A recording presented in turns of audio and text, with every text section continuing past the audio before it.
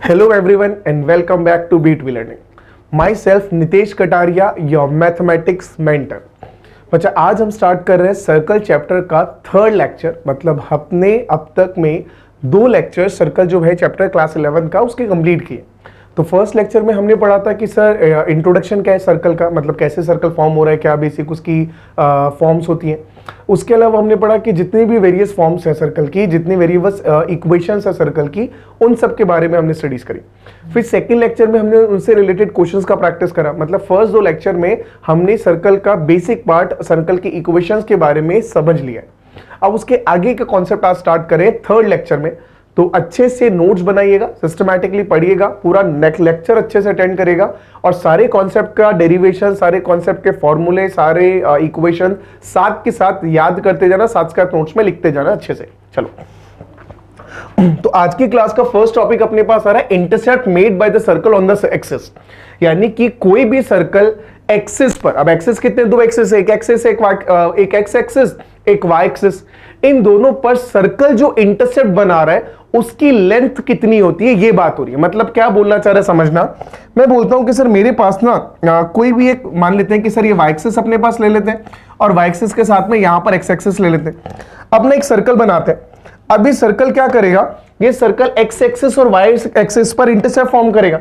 अब एक्सिस पर जो इंटरसेप्ट फॉर्म कर रहा है, कैसे इंटरसेप्ट बनाता होगा, मतलब मान लेता हूं कि सर्कल ना एक्स एक्सिस और वाई एक्सिस को ऐसे कट किया। अगर ऐसे कट कर रहा है, इसका मतलब मान लेते हैं कि ये जो पॉइंट है, इस पॉइंट का नेम रखते हैं ए, इस पॉइंट का नेम रखते हैं बी, इस पॉइंट का नेम रखते हैं सी और इस पॉइंट का नेम रख लेते हैं डी। ठीक, तो अगर मैं बात करता हूं कि ये जो सर्कल है इसका इक्वेशन ये दे रखा है, मान लेते हैं कि जो इक्वेशन अपने पास है x² + y² + 2gx + 2fy + c = 0, ये सर्कल का इक्वेशन है। अभी जो सर्कल होगा ये x एक्सिस पर इंटरसेप्ट बना रहा है। अच्छा, इंटरसेप्ट तभी बनाएगा जब उसको 2 डिफरेंट पॉइंट पे कट करेगा। अगर सर्कल सिर्फ x एक्सिस को टच करके चला गया तब तो इंटरसेप्ट बन ही नहीं रहा, या फिर मैं दूसरी तरीके से बोल सकता हूं कि सर तब तो इंटरसेप्ट का लेंथ 0 आ गया। परफेक्ट। सिमिलरली y एक्सिस को सिर्फ टच करके चला गया तब तो इंटरसेप्ट का लेंथ कितना आ गया, 0 आ गया।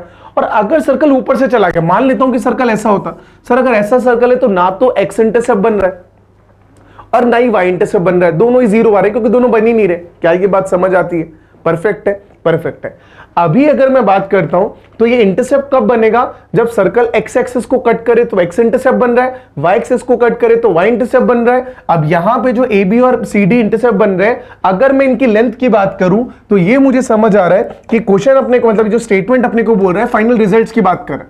रिजल्ट ऐसे बोल रहा है कि सर अगर जो भी अपने को एक्सिस सेंटर सर्कल दे रखा है, ये अगर एक्सिस को इंटरसेक्ट कर रहा है तो उस पे जो इंटरसेप्ट फॉर्म हो रहा है, यानी कि यहां पे अगर x इंटरसेप्ट AB फॉर्म हो रहा है तो उसका लेंथ आता है 2 टाइम्स ऑफ √g² - c। ये हमें याद रखना है। क्या याद रखना है कि सर्कल जो x इंटरसेप्ट पर, x एक्सिस पर इंटरसेप्ट बनाता है उसकी length 2 times of √g² - c होता है। सिमिलरली सर्कल जो y एक्सिस पर इंटरसेप्ट बना रहा है, जैसे यहां के केस के अंदर जो इंटरसेप्ट CD बन रहा है उसका लेंथ अपने पास 2 टाइम्स ऑफ √f² - c होता है। तो ये x इंटरसेप्ट और ये y इंटरसेप्ट का लेंथ होता है। क्या ये स्टेटमेंट तो क्लियर है ना? स्टेटमेंट बोलना क्या चाह रहा है, टॉपिक बोलना क्या चाह रहा है। अब इसके क्वेश्चन की प्रैक्टिस से पहले एक बार समझ लेते हैं कि सर ये लेंथ आ कैसे रही है ना, ये भी तो इंपॉर्टेंट है। तो समझ लेते लेंथ आती कैसे।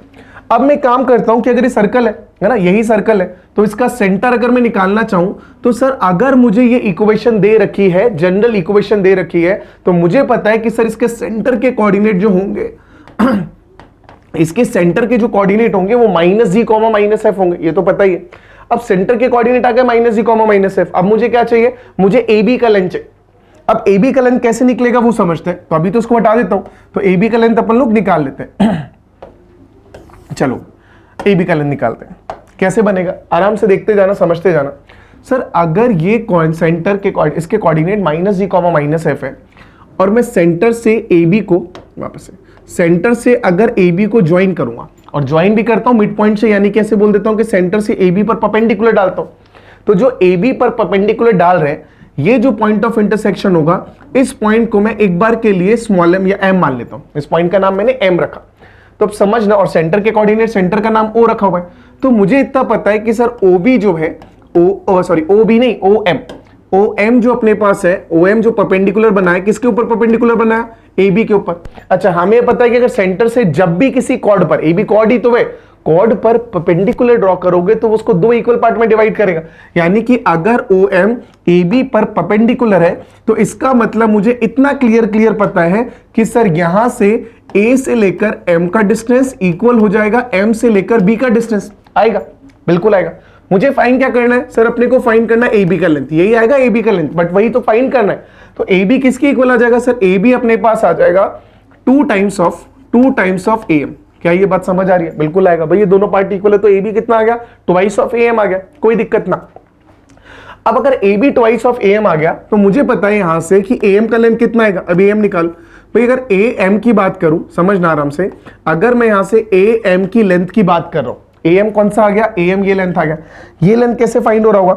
ये लेंथ अगर मैं फाइंड करना चाहूं तो मैं इसको ज्वाइन करूंगा, O को A से ज्वाइन करूं, O को B से, जो M से ऑलरेडी ज्वाइन कर रखा है। तो यहां से मुझे पता है कि सर जो OA है ना, मतलब ये ऐसे देखता हूं कि AM जो है, AM किसके इक्वल है सर? AM अपने पास आ जाएगा root over OA square minus OM square, यही आएगा। ध्यान से देखो, है ना। अरे पाइथागोरस थ्योरम में राइट एंगल ट्रायंगल है, राइट एंगल ट्रायंगल है तो this will be equals to this square minus this square. तो AM स्क्वायर इक्वल्स टू, या AM equals to root over AO square minus OM square, कोई दिक्कत नहीं।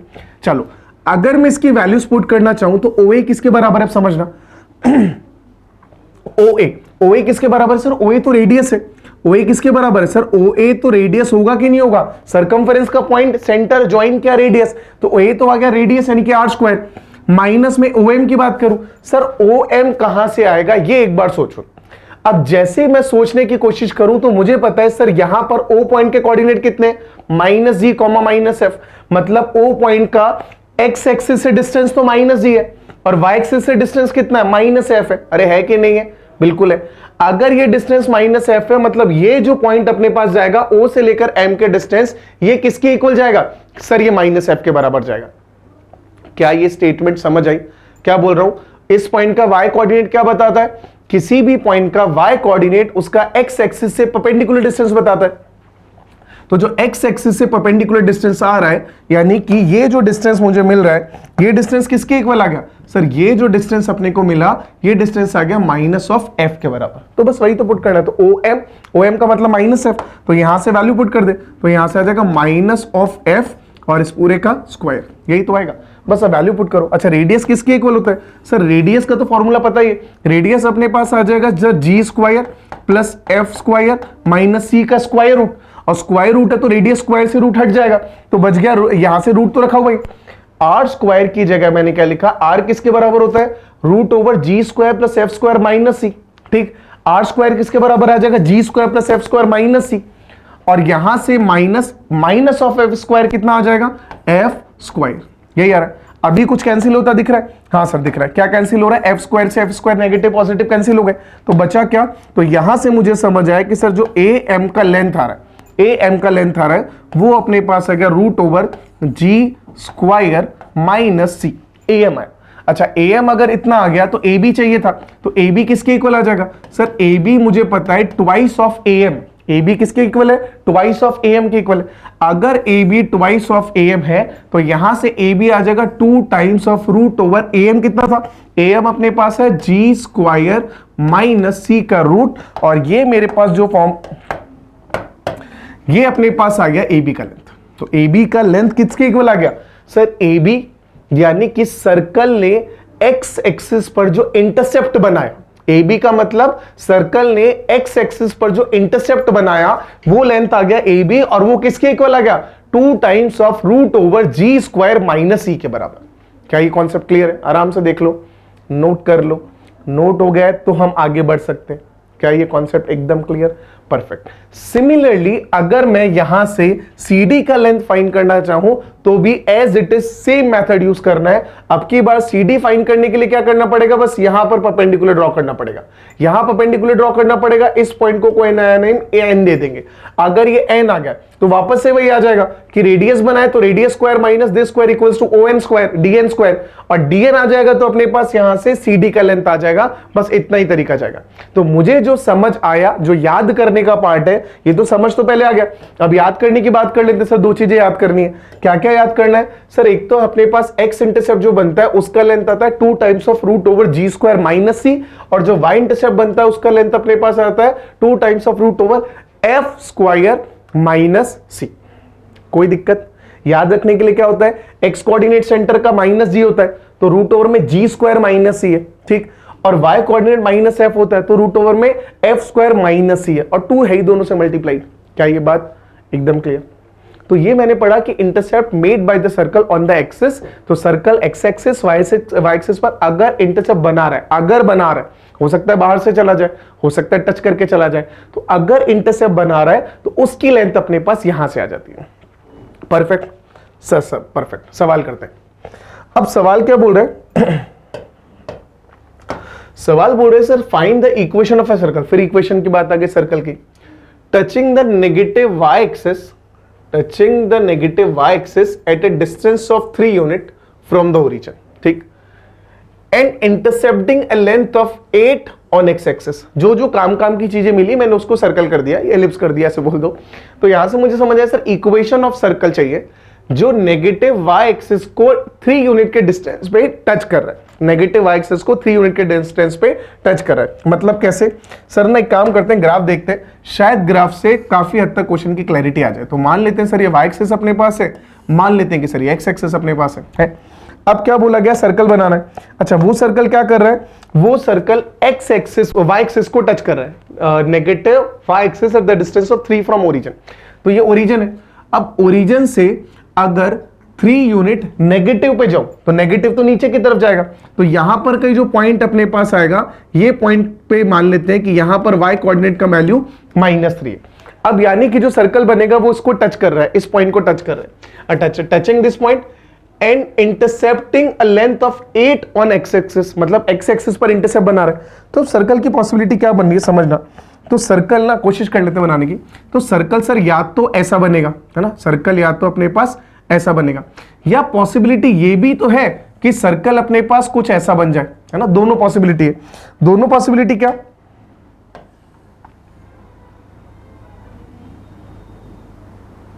हाँ, है ना, दोनों पॉसिबिलिटी कैसे? एक बार मैं इसको थोड़ा सा और क्लियर बना दूं।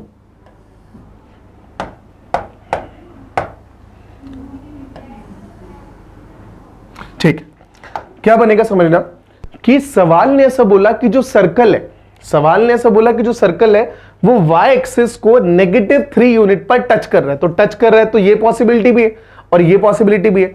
उसके अलावा x एक्सिस पर इंटरसेप्ट बना रहा है और इंटरसेप्ट का लेंथ कितना दिया? 8 यूनिट। मतलब अगर मैं यहां से यहां तक के डिस्टेंस की बात करूं तो 8 यूनिट है, और अगर ये सर्कल बनता है तो यहां से यहां तक की बात करूं तो भी 8 यूनिट है। मतलब मुझे इतना तो समझ आ गया कि सर जो इंफॉर्मेशन अपने को दे रखी है उस इंफॉर्मेशन के बेसिस पे एक नहीं 2 सर्कल बन रहे होंगे, उस इंफॉर्मेशन के बेसिस पे 2 सर्कल अपने पास बन रहे होंगे, है ना। तो दोनों में से कोई एक सर्कल आएगा, कौन सा आएगा फिर वो देखते हैं, है ना। या तो मतलब या क्लियरली और बोलूं तो ऐसे बोलता हूं कि सर गिवन इंफॉर्मेशन के बेसिस पे 2 सर्कल पॉसिबल है। अब 2 सर्कल पॉसिबल है इसका मतलब plus minus plus minus plus minus जाएगा, तो ये ऑप्शन तो वैसे डिस्कार्ड हो गया क्योंकि एक सर्कल बनेगा नहीं 2 बनेंगे, ठीक। अब दोनों सर्कल की कंबाइन इक्वेशन बतानी है। चलो अब जा जाते हैं। अब यहां से मुझे जो जो इंफॉर्मेशन गिवन थी उसको यूज करते हैं। सबसे पहले तो अपने को क्या पता है कि जो जनरल इक्वेशन सर्कल की वो x square plus y square plus 2gx plus 2fy plus c बराबर 0 है, ठीक। वहां से सेंटर चाहिए, रेडियस चाहिए, या बाकी इंफॉर्मेशन जो चाहिए वो देखते हैं।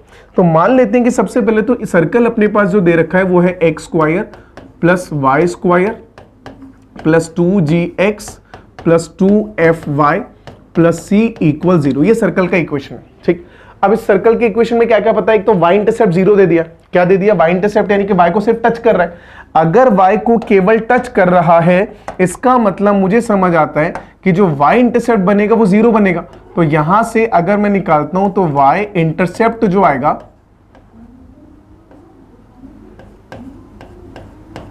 y इंटरसेप्ट जो अपने पास आएगा वो कितना होगा सर? y इंटरसेप्ट अपने को दे रखा है 0 यूनिट। अगर y इंटरसेप्ट 0 यूनिट दे रखा है तो उसका लेंथ निकाल लो। अब y इंटरसेप्ट किसके इक्वल आता है सर? y इंटरसेप्ट अपने पास आता है root over 2 times of root over f square minus, यही फॉर्मूला पड़ा है, ये किसके इक्वल आ गया? ये 0 के बराबर आ गया। यहां से इसको सॉल्व करें तो एफ स्क्वायर किसके इक्वल आ गया? एफ स्क्वायर सी के इक्वल आ गया। ये प्रॉपर्टी एक तो मेरे को मिल गई। ध्यान से, प्रॉपर्टी का मतलब ये इक्वेशन मुझे मिल गई। तो एक इक्वेशन तो यहां से मिल गया सर, एफ स्क्वायर जो है वो सी के बराबर आ गया। कोई तकलीफ भाई? अगर y इंटरसेप्ट पे बन ही नहीं रहा है, मतलब y एक्सिस को केवल टच करके जा रहा है, मतलब y इंटरसेप्ट का वैल्यू 0 के इक्वेट कर दो। 0 के इक्वेट कर देंगे तो एफ स्क्वायर सी के बराबर आ गया। कोई तकलीफ ही नहीं। सेकंड समझना, सेकंड ये कि अगर मैं सेंटर की बात करता हूं तो सेंटर के कोऑर्डिनेट क्या होते हैं? माइनस जी कॉमा माइनस एफ। तो सेंटर के कोऑर्डिनेट जो होंगे, अब इसका जो y कोऑर्डिनेट होगा या x कोऑर्डिनेट होगा, कैसे बन रहा है सर? ये आ रहा है मेरे पास माइनस जी कॉमा माइनस एफ। अगर सेंटर ये बन रहा होगा तो ये भी माइनस जी कॉमा माइनस एफ। ठीक, अब समझना, यहां पे मुझे -3 दे रखा है, मतलब ये डिस्टेंस कौन सा होता है?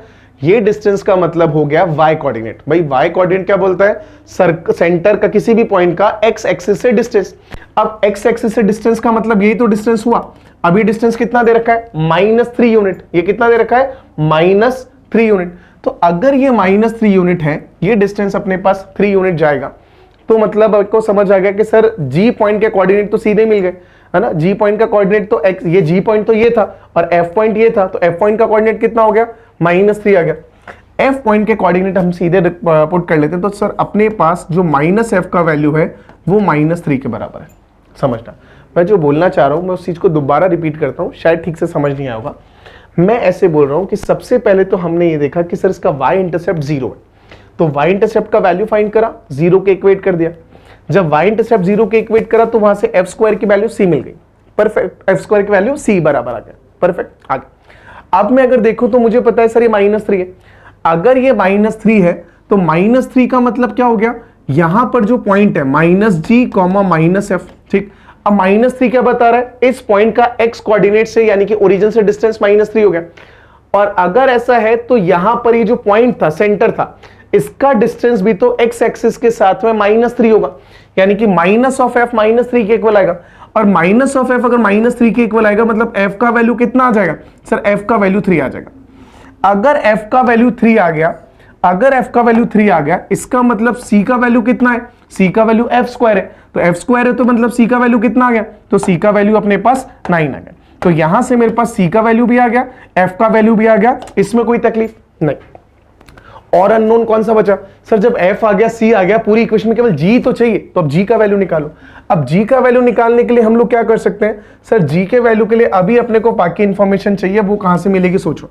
अब उसके लिए मुझे ये भी तो दे रखा है कि x इंटरसेप्ट कितना है? 8 है, तो x इंटरसेप्ट निकाल दो। अब अपने को पता है कि सर x इंटरसेप्ट जो आ रहा है x इंटरसेप्ट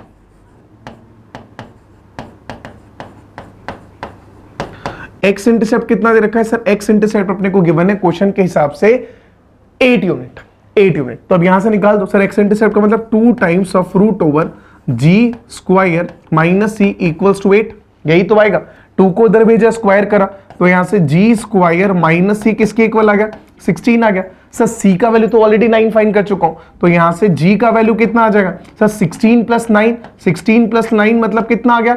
25। भाई c का वैल्यू उठा के पुट कर दिया 9, तो 9 उधर गया तो g स्क्वायर 25, और g स्क्वायर अगर 25 आ गया मतलब g का वैल्यू कैन बी 5 और कैन बी -5, मतलब g का वैल्यू अपने पास आ गया +-5। क्या ये बात समझ आ गई? अब समझना, किसी भी जनरल इक्वेशन की बात करूं सर्कल की, तो वहां पे केवल 3 अननोन होते हैं, एक g, एक f और एक c। जब मेरे पास f का वैल्यू, c का वैल्यू और g का वैल्यू सब आ गया, मतलब अपने पास क्या आ गई? अपने पास वो सर्कल का इक्वेशन आ गया जो अपने को चाहिए था। कोई तकलीफ नहीं, बिल्कुल नहीं। आगे बढ़ जाओ, तो यहां से भी इक्वेशन निकाल दो। तो इसका मतलब जो मेरे को इक्वेशन चाहिए थी, तो इक्वेशन ऑफ सर्कल, तो जिस सर्कल की इक्वेशन हम लोग ढूंढ रहे थे वो इक्वेशन क्या मिल रहा है सर? वो इक्वेशन अपने पास यहां से जो आ रही है, मैं लिख देता हूं, ये अपने पास आ रही है x square plus y square plus 2gx।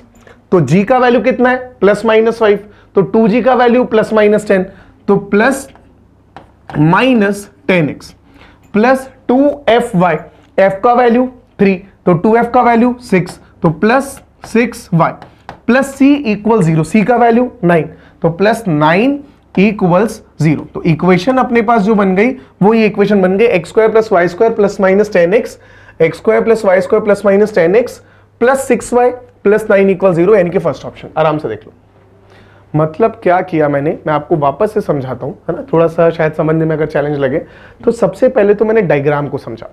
Diagram मुझे बोल रहा है कि सर जो सर्कल बनेगा वो y एक्सिस को -3 पर टच कर रहा है और उसके साथ साथ में x एक्सिस पर 8 यूनिट का इंटरसेप्ट फॉर्म कर रहा है। ठीक, तो सर्कल मुझे समझ आ गया सर, दो पॉसिबल सर्कल है, मतलब इक्वेशन भी शायद दो बन रही होगी। हाँ, इतना ब्रेन में आ गया। अब आगे बढ़ देते हैं। अब अगर आगे बढ़ू तो मुझे समझ आ रहा है सर, सबसे पहले तो y इंटरसेप्ट 0 होगा। अगर y इंटरसेप्ट 0 होगा तो वहां से एक रिलेशन f और c का मिल गया।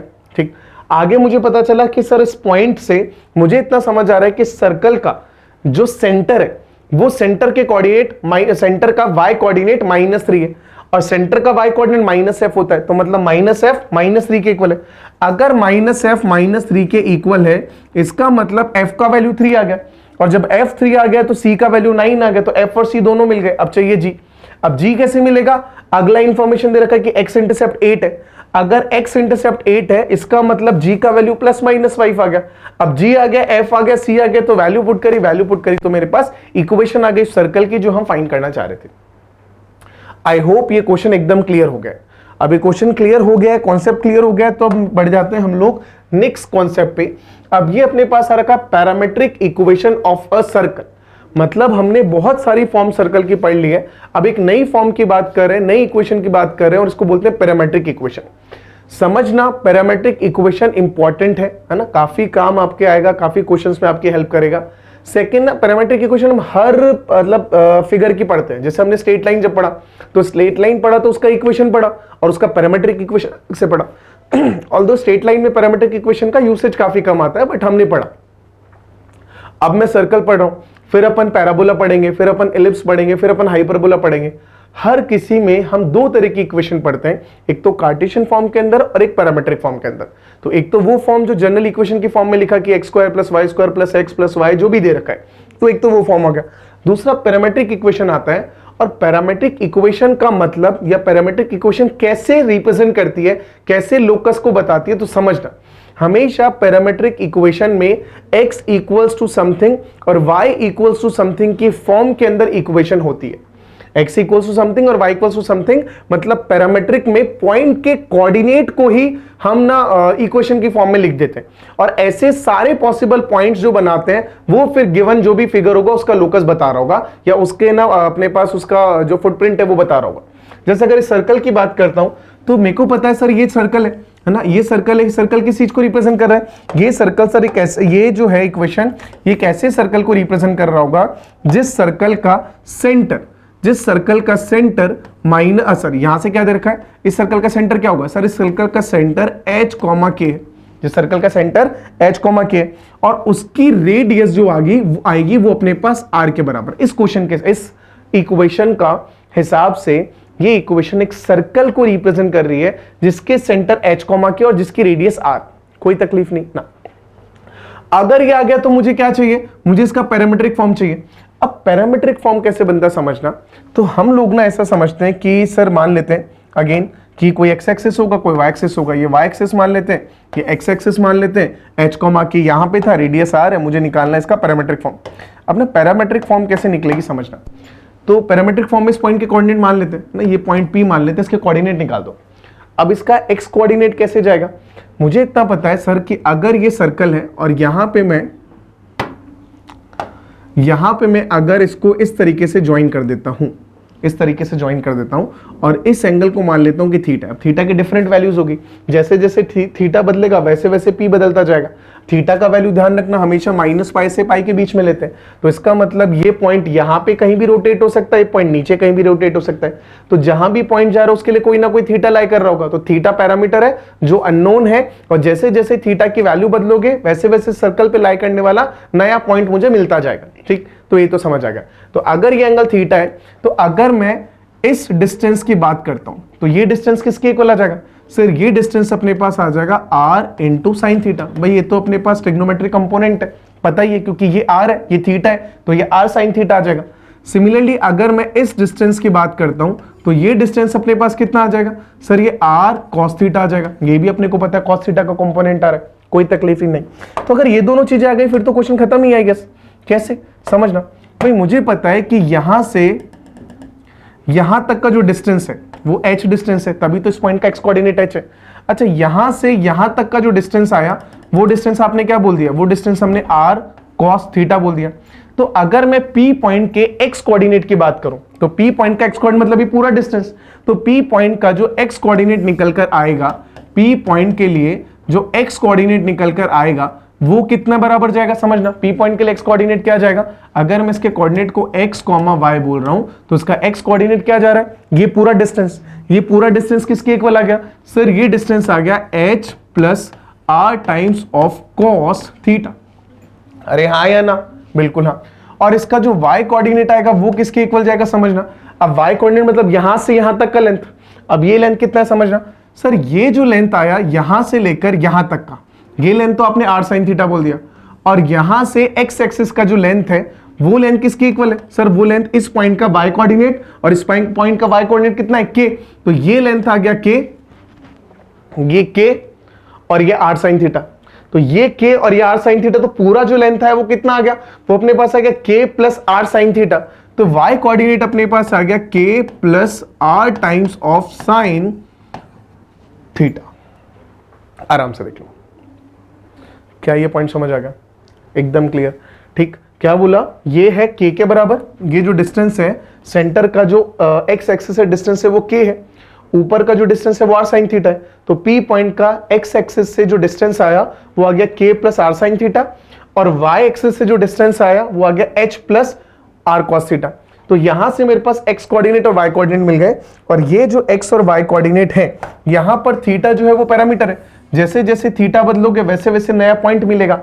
r कांस्टेंट है क्योंकि रेडियस फिक्स है, h, k कांस्टेंट है क्योंकि सेंटर फिक्स है। बस p के लिए मुझे अगर नया, हर बार मुझे नया पॉइंट यहां पे चाहिए p का, तो बस उसके लिए मुझे थीटा बदलना है। तो थीटा पैरामीटर हो जाएगा, और जो पैरामीट्रिक फॉर्म एक सर्कल की बनती है वो अपने पास आ जाता है h plus r cos theta और k plus r sin theta. h plus r cos theta और k plus r sin theta. तो x कोऑर्डिनेट बराबर ये और y कोऑर्डिनेट बराबर ये, और यही यहां पे स्टेटमेंट पे लिखा है कि अगर मेरे पास सर्कल ये है तो इसका x कोऑर्डिनेट आ जाता है x कोऑर्डिनेट आ जाता है अपने पास h plus r cos theta, और y अपने पास आ जाता है k plus r sin theta. Theta को पैरामीटर बोलते हैं, और ये चीज ध्यान रखना कि थीटा का वैल्यू -π से ग्रेटर और π से स्मॉलर या इक्वल आ रहा है। ठीक, यहां से थीटा का वैल्यू मेरे पास आ गया, और ये अपने पास जनरल फॉर्म बन गई, पैरामीट्रिक फॉर्म, कोई तकलीफ नहीं ना। और अगर सर्कल सेंटर से गुजर रहा हो, अगर सर्कल सेंटर से गुजर रहा हो तो और इजी हो जाएगा। कैसे, ये भी एक बार समझ लेते हैं, है ना। ऐसे समझते हैं सर h और k की जगह 0 0 तो पुट करना है और क्या ही करना है, हाँ भाई वही करना है। बस उसको अगर मैं थोड़ा सा और समझने की कोशिश करूं तो ऐसा बोल सकता हूं कि ये सर्कल अपने पास है, ये सर्कल अपने पास है, अब इस पॉइंट के कोऑर्डिनेट निकाल लें। तो सर ये सबसे पहले तो थीटा मान लेते हैं। अगर ये थीटा मान लिया तो यहां से अगर मुझे P पॉइंट के कोऑर्डिनेट निकालने हैं तो P पॉइंट के लिए जो x कोऑर्डिनेट आएगा वो क्या आएगा। अब सीधा सीधा भाई ये थीटा है, ये r है, तो कुछ भी नहीं है। तो P किसके, P का x कोऑर्डिनेट कौन सा हो गया, P का x कोऑर्डिनेट का मतलब ये, P का x कोऑर्डिनेट का मतलब ये, और ये किसके इक्वल आ गया, यहां से यहां तक का जो डिस्टेंस है सर ये आ जाएगा r times of cos theta, trigonometric component, ये तो बेसिक पता है हमको। सिमिलरली अगर मैं y की बात करता हूं तो सर y ये डिस्टेंस आ जाएगा। अच्छा ये डिस्टेंस किसके इक्वल आ जाएगा, ये डिस्टेंस अपने पास आ जाएगा similarly r times of sine theta.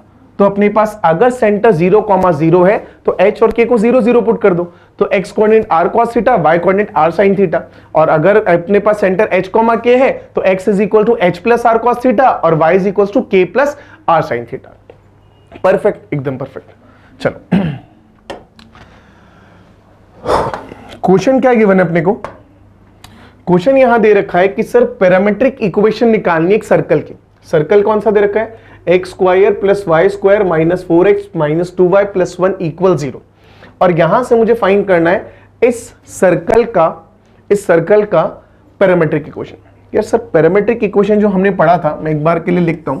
Sir parametric equation हमने पढ़ा था कि x जो आता है x equals h plus r times of cos theta, और सर y जो हमने पढ़ा था यहाँ पे वो आ जाता है k plus r times of sine theta. इतना तो है, क्या ये बात समझ आ गई?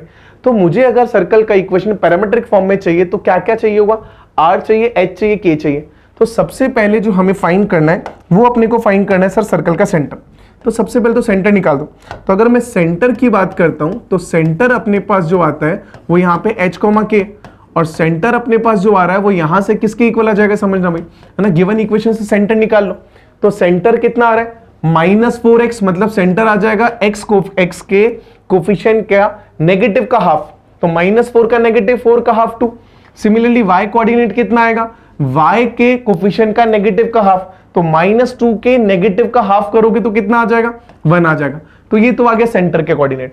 अब क्या चाहिए सर? सेकंड चीज जो हमको फाइंड करनी होती है यहाँ पे वो चाहिए रेडियस। तो अब रेडियस निकाल दो। सर अगर रेडियस निकालेंगे तो किसके इक्वल आ गया? Root over g square plus f square minus c। तो यहां से आ जाएगा 2 square plus 1 square minus c, और c का वैल्यू कितना है? 1 है। तो बस अब इसका वैल्यू निकाल दो। तो यहां से वैल्यू निकालने पर कितना आ रहा है सर? यहां से वैल्यू निकालने पर r अपने पास आ रहा है 2 प्लस माइनस 2, लेकिन 2 ही आएगा भाई, रेडियस है, पॉजिटिव आएगा। तो r आ गया, सेंटर आ गया।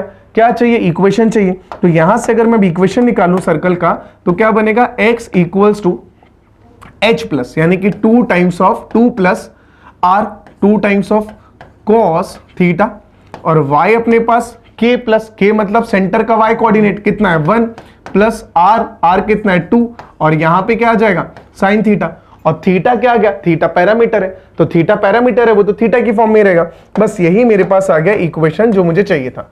ऑप्शन मैच करो। 2 plus 2 cos theta, 1 plus 2 sine theta, third option. आराम से देख लो। क्या ये पॉइंट एकदम क्लियर? तो अगर सर्कल अपने को दे रखा है तो पैरामीट्रिक इक्वेशन क्या बोलना चाह रही है हमको समझ आ गया।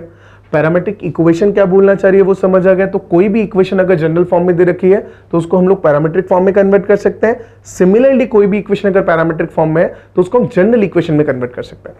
क्लियर? आगे बढ़ते हैं।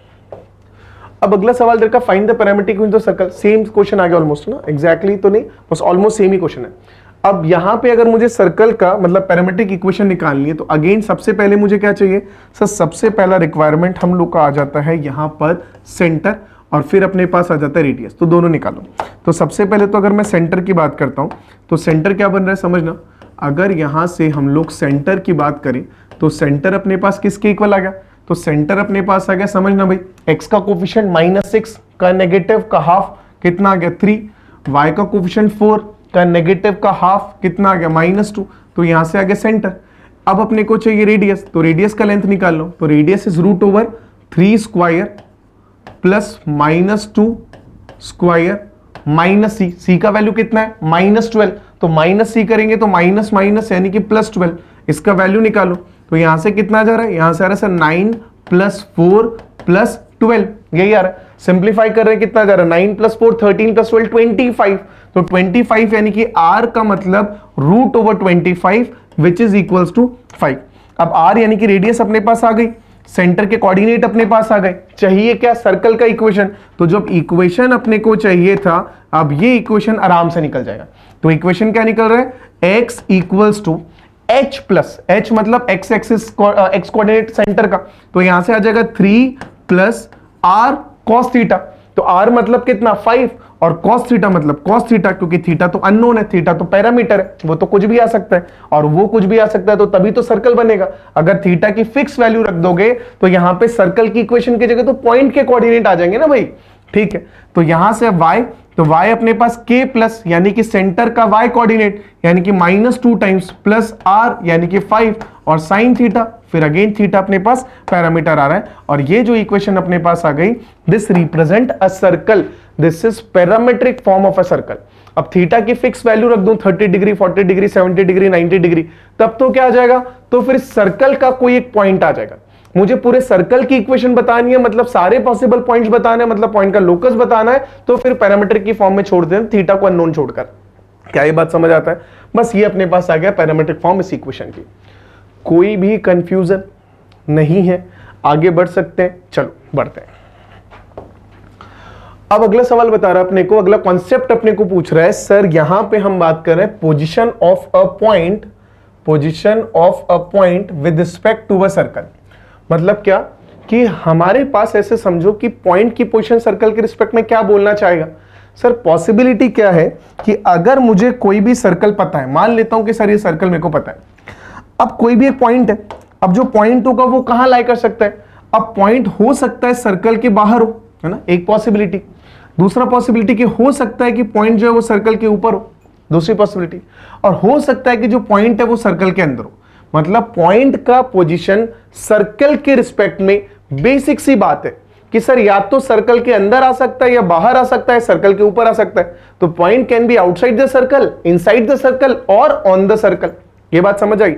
अब बस यही अपने को बताना है कि पॉइंट सर्कल के इनसाइड है कि अब आउटसाइड है कि सर्कल के ऊपर है। तो हमेशा जब भी ऐसा फॉर्म बने तो एक तो बेसिक फॉर्म क्या जाता है कि सर सर्कल का सेंटर मान लेते हुए, है ना, वो तो पता ही है, क्यों, क्योंकि इक्वेशन पता है सर्कल की, तो सेंटर पता है।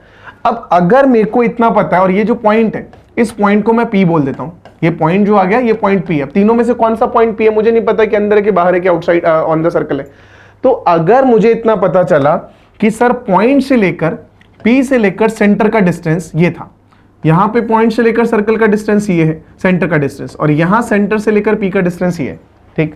तो जो भी मेरे पास सेंटर से लेकर उस गिवन पॉइंट P का, P यहां पे क्या दे रखा है, x1, y1 दे रखा है, तो यही अपने पास P है, ठीक। तो हमेशा अगर सेंटर से P का डिस्टेंस जो है वही डिस्टेंस बताता है कि पॉइंट सर्कल के इनसाइड है कि आउटसाइड है कि ऑन द सर्कल है। मतलब कैसे, मतलब ऐसे कि सर अगर OP का जो लेंथ है, OP का जो लेंथ है मतलब P पॉइंट का डिस्टेंस सेंटर से, अगर ये डिस्टेंस रेडियस से ज्यादा है, अगर ये सेंटर का ये डिस्टेंस रेडियस से ज्यादा है, इसका मतलब क्या होगा, इसका मतलब ये होगा कि सर जो पॉइंट है वो सर्कल के आउटसाइड होगा, क्योंकि O तो ये आ गया, P ये आ गया, ये रेडियस आ गई। अब रेडियस से भी ज्यादा चलना पड़ रहा है, मतलब P पॉइंट सेंटर सर्कल के बाहर होगा, तो इसका मतलब आउटसाइड द सर्कल, ठीक। ये तो केस 1। दूसरा पॉसिबिलिटी क्या जाता है कि सर OP का जो लेंथ है वो रेडियस R के बराबर आ जाए। भाई समझना, अगर OP का लेंथ रेडियस R के बराबर आ जाए, इसका मतलब क्या, ये सेंटर O है, ये P है। अब भाई OP अगर रेडियस के बराबर आ जाए, इसका मतलब P कहां पे लाई करेगा, सर्कल के ऊपर लाई करेगा, यानी कि ऑन द सर्कल। और तीसरी पॉसिबिलिटी हमारे पास क्या जाती है कि अगर OP का लेंथ रेडियस से कम आ जाए, अगर ऐसा आ गया, इसका मतलब क्या समझ आ रहा है, इसका मतलब ये समझ आ रहा है कि सर यहां पर तो सेंटर है ना, यहां सॉरी यहां पे तो सेंटर है, ये पूरी रेडियस है, ये सेंटर है और ये पूरी रेडियस है, और जो P पॉइंट है उस तक जाने के लिए रेडियस से भी कम चलना पड़ रहा है, यानी कि जो P पॉइंट है वो यहीं कहीं है, यानी कि इनसाइड द सर्कल। मतलब सीधा सीधा अगर OP का मतलब सेंटर से लेकर पॉइंट P का डिस्टेंस, रेडियस से ज्यादा तो पॉइंट P बाहर, रेडियस के बराबर तो point P on the circle, और रेडियस से कम तो point P inside the circle. तो यहां से मुझे पॉइंट पोजीशन, जो भी पॉइंट P दे रखा है उसकी position with respect to given circle हम लोग फाइंड कर सकते हैं। ये बेसिक सा फॉर्म जाता है, इसमें कोई तकलीफ नहीं होनी चाहिए, आई गेस एकदम क्लियर है, ठीक। इसी का एक और मेथड क्या बनता है वो और मैं समझा देता हूं।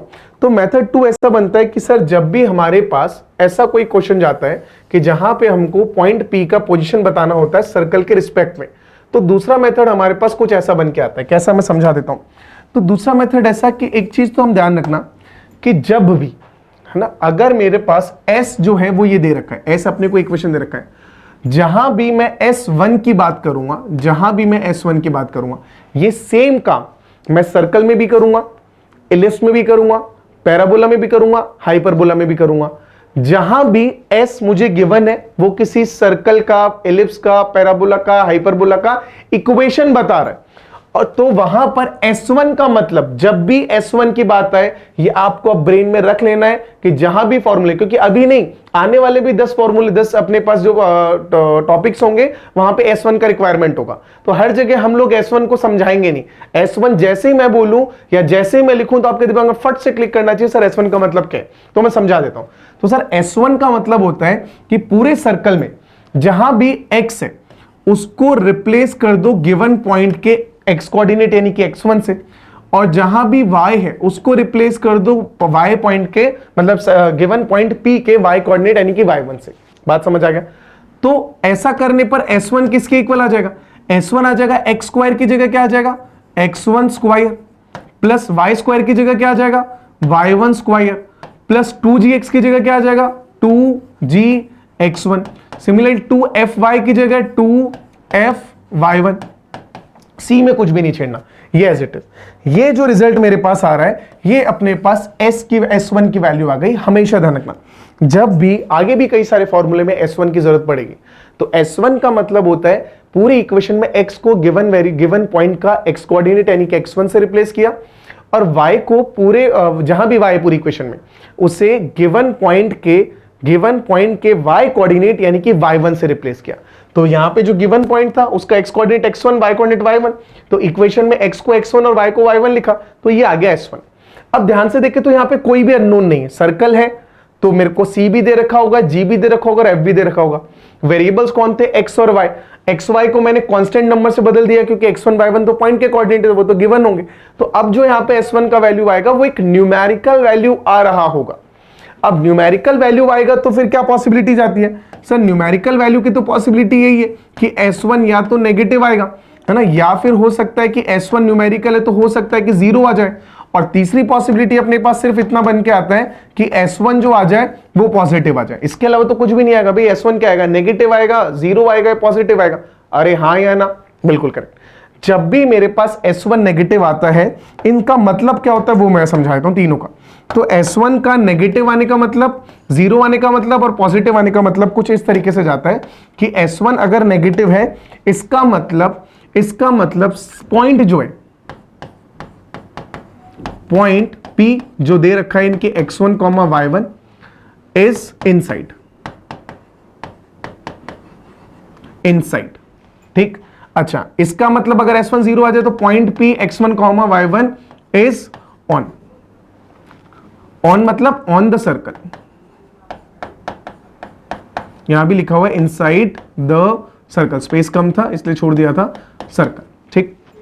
लास्ट, अगर S1 पॉजिटिव आ गया मतलब point P x1, y1 is outside the circle. क्या ये कहानी क्लियर? तो एक तरीका तो हमने पढ़ा कि सेंटर से पॉइंट का डिस्टेंस निकालो, अगर वो डिस्टेंस रेडियस से ज्यादा हो तो पॉइंट आउटसाइड, रेडियस के बराबर है तो पॉइंट ऑन द सर्कल, और रेडियस से कम है तो इनसाइड द सर्कल। दूसरा मेथड है कि सीधे हम ना S1 निकाल दें। अब S1 एक न्यूमेरिकल वैल्यू है तो can be positive, can be negative और कैन बी 0। तो अगर नेगेटिव जा रहा है तो पॉइंट इनसाइड है, पॉजिटिव जा रहा है तो पॉइंट आउटसाइड है, और 0 जा रहा है तो पॉइंट ऑन द सर्कल लाई कर रहा है। ये तीन केस मेरे को समझ आ गया। जो काम की चीजें थी वो अपने पास यहां से समझ आ गया। यहां पे आ रहा है ऑन द सर्कल, यहां से आ रहा है इनसाइड द सर्कल, यहां से आ रहा है आउटसाइड द सर्कल। क्या ये पॉइंट एकदम क्लियर? कोई कंफ्यूजन नहीं? कोई भी पॉइंट दे रखा है, पोजीशन पूछा है, S1 निकाल दो और S1 की न्यूमेरिकल वैल्यू ही अपने को आंसर बताएगी। जैसा इस क्वेश्चन की बात करते हैं, discuss the position of point 1,2 and 6,0। दो अलग अलग पॉइंट है, मैं दोनों के लिए अलग अलग सॉल्व कर देता हूं ऑन द सर्कल। अब यहां पे मुझे क्या दे रखा है समझना। तो सबसे पहले तो मैं फर्स्ट क्वेश्चन की बात करता हूं, जहां पे पॉइंट अपने को जो दे रखा है वो दे रखा है 1,2। अच्छा, S तो सब में सेम दे रखा है तो पहले तो S निकाल देता हूं। तो S अपने को जो गिवन है यानी कि सर्कल का इक्वेशन, S किस चीज को रिप्रेजेंट कर रहा है? सर्कल का इक्वेशन जो दे रखा है x square plus y square minus 4 times of x plus 2 times of y minus 11 equal 0। ठीक, ये बन गया सर्कल का इक्वेशन। अब पहला केस की बात करता हूं, जब पॉइंट P के कोऑर्डिनेट अपने को 1,2 दे रखे हैं। अगर 1,2 यहां पे पॉइंट P के कोऑर्डिनेट दे रखे हैं, मतलब मुझे इतना समझ आता है यहां से कि सर x1 का जो वैल्यू है वो तो हो गया 2, और सॉरी x1 का वैल्यू तो हो गया x कोऑर्डिनेट यानी कि 1, और जो y कोऑर्डिनेट है y1 है उसका वैल्यू यहां से आ गया 2, यही तो है। तो अब मैं S1 निकाल लेता हूं। तो S1 का मतलब क्या जाएगा? S1 का मतलब पूरी इक्वेशन के अंदर x को जो है वो रिप्लेस कर देंगे 1 से, और y को जो है वो रिप्लेस कर देंगे 2 से, यही तो करना है। तो यहां से S1 किसके इक्वल आ रहा है? तो यहां से S1 जो अपने पास आ रहा है, ये अपने पास आ रहा है, लिखना भाई, x को 1 से रिप्लेस करा तो 1 स्क्वायर प्लस y को 2 से रिप्लेस करा तो 2 square is 4 minus 4 into 1 plus 2 into 2 which is 4 minus 11। इसकी वैल्यू आ गई। अब निकाल दो इसकी वैल्यू क्या आएगी। अब है तो न्यूमेरिकल, मैं यही कह रहा था, इसका वैल्यू निकाल रहे हैं तो मुझे पता चला सर 4 से 4 कैंसिल, 1 प्लस 4 यहां पे इक्वल कैसे आ गया भाई?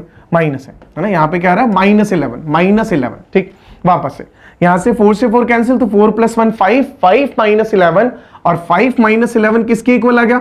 -6। अच्छा -6 आ गया, इसका मतलब क्या आ गया, 0 से स्मॉलर। जब भी मुझे पता चला कि S1 का वैल्यू नेगेटिव है, जैसे ही पता चला कि S1 का वैल्यू नेगेटिव है, इसका मतलब क्या समझ आता है कि पॉइंट कहां लाई करेगा, इनसाइड द सर्कल। यही पढ़ा, ध्यान से देखना, अगर S1 नेगेटिव है तो point lie inside the circle. मतलब में कोई समझ आ गया कि यहां से जो पॉइंट है, तो 1,2 lies inside the given circle. क्या ये बात समझ आ गई? ठीक, दूसरा निकाल लो। सेकेंड केस की अगर मैं बात कर रहा हूं तो सेकेंड केस क्या बोल रहा है, अब सेकेंड अपने को यहां पे P पॉइंट के कोऑर्डिनेट जो दे रखे हैं वो दे रखे हैं 6,0। अब 6,0 दे रखे हैं, इसका मतलब सर x1 का वैल्यू तो आ गया 6, है ना, और y1 का वैल्यू अपने पास कितना आ गया, 0 आ गया। तो x1 का 6 आ गया, y1 का 0 आ गया। अब अपने को अगेन S1 निकालना है, तो अब S1 निकालो भाई। अब S1 अगर निकालेंगे तो यहां पे x को किससे रिप्लेस करेंगे, 6 से रिप्लेस करेंगे, y को किससे रिप्लेस करेंगे, 0 से रिप्लेस करेंगे। यही रिप्लेसमेंट्स आते हैं, कर दो भाई रिप्लेस। अब जैसे अगर रिप्लेस करें तो रिजल्टेंट क्या जा रहा है, यहां से S1 का वैल्यू अपने को मिल रहा है, समझना भाई, x का वैल्यू 6 पुट करा तो ये आ गया 36, y का वैल्यू 0 पुट करा तो यहां से आ गया +0, -6 पुट करा तो -4 इंटू 6, तो 4 इंटू 6 मतलब -24, y का वैल्यू 0 तो +0, 11 एज इट इज -11। तो यहां से अगर मैं S1 का वैल्यू निकाल रहा हूं तो S1 का वैल्यू किसके इक्वल जा रहा है, समझना। अब S1 का वैल्यू जा रहा है सर -24 -11 -35, तो 36 -35 यानी कि 1 आ गया। अगर 1 आ गया मतलब क्या आ गया, पॉजिटिव आ गया। तो यहां मुझे समझ आ गया सर S1 पॉजिटिव है। और अगर S1 पॉजिटिव आ गया, इसका मतलब क्या समझ आता है, जैसे ही S1 पॉजिटिव मिला, मतलब मुझे यहां से ये बात समझ आ रही है कि सर ये जो पॉइंट है ये कहां लाई कर रहा होगा, ये लाई कर रहा होगा आउटसाइड द सर्कल। इसका मतलब 6,0 lies outside the given circle. और यही सवाल में पूछा था। सवाल में क्या पूछा था सर, इन दोनों पॉइंट की पोजीशन बता दो इस गिवन सर्कल के रिस्पेक्ट में। हमने क्या करा, हमने फर्स्ट में इस पॉइंट को P मानकर, मतलब x1 और y1 मानकर S1 का वैल्यू निकाला। S1 का वैल्यू नेगेटिव निकला, S1 नेगेटिव निकला मतलब P कहां लाई कर रहा होगा, पॉइंट कहां लाई कर रहा होगा, इनसाइड द सर्कल। फिर सेकेंड हमने क्या करा, अब यहां पर अगेन सेम पॉइंट पे दूसरा पॉइंट यानी कि 6,0 को P माना, वहां से पॉइंट कोऑर्डिनेट के पॉइंट के वैल्यू पुट करके के बाद में S1 का वैल्यू निकाला जो 1 आ रहा है विच इज पॉजिटिव। तो जैसे पॉजिटिव मिला मतलब पॉइंट कहां लाई कर रहा है, आउटसाइड द सर्कल। क्या ये बात क्लियर है? तो किसी भी पॉइंट की पोजीशन बतानी है विद रिस्पेक्ट टू सर्कल तो हम डायरेक्टली यहां से बता सकते हैं S1 से, और दूसरा मेथड मेरे पास सेंटर से डिस्टेंस निकाल कर भी आता है। ठीक है, तो अभी के लिए आज के लेक्चर को यहीं पर एंड करते हैं। इसके बाद आप लोगों से मिलते हैं अगली क्लास में। तब तक के लिए take care, all the very best, practice करते रहो, सवाल बनाते रहो। मिलते हैं आप लोगों से नेक्स्ट क्लास में। Thank you.